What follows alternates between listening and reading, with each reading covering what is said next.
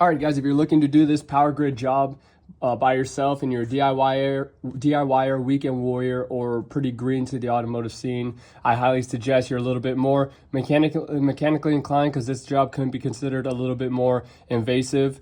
You do have to remove a lot more just to get this job done. Not to mention, I am also doing the actual piping for the intercooler. You can't really see from up top, but if we go through the fender liner, you can see that pipe is already installed. I have it snugged down, but I'll torque them down once I'm finished. But this is somewhat of an invasive job. To get to this bolt right here, this is the main reason for the job. This thing can cause about $30,000 worth of damage for parts and labor at a dealership. This is the grid heater that you got to remove. You got to remove the intake first, obviously, and you got to remove a couple of sensors, connectors on that side, EGR, crossover valve, bunch of connectors here on this side.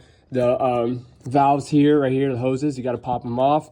And I bungeed up the fuel rail up to the wiper arm, pushed everything else with this bungee, and I attached it to the hood strut there, so the wires, dipstick, things like that. And like I said, just tilted the fuel rail because I didn't want to take it off and deal with the sensor in the back. You can see I still have one line attached there because it's really hard to get to, so I just loosened it enough so I can tilt it to the side and took off all the other fuel lines there. Got the old intake out that I'm going to swap some of those components to the new intake here. And that's about it. Once I transfer all that, I'll be able to put it all back in.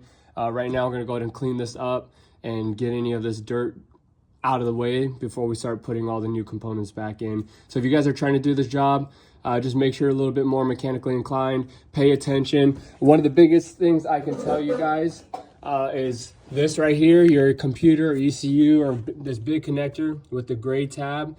It hangs right here. You do need to move this to get to those fuel lines there. I would suggest not taking off the clips, just because in my history of those clips, especially on older vehicles with plenty of miles and a vehicle that goes off-roading or in the dirt, it gets really tight, a lot of dirt in there, and it can snap the ears off for the connector, and now you need a new connector, and it creates more issues than it does good. So I suggest just putting your flathead screwdriver from the backside, popping this tab off, slide it off, and it gives you just the same amount of room as if you were to take it off from this connector. So that's one of my biggest tips for doing this job. Other than that, just pay attention to what you're doing, focus, and make sure you're mechanically inclined, and you could get the job done.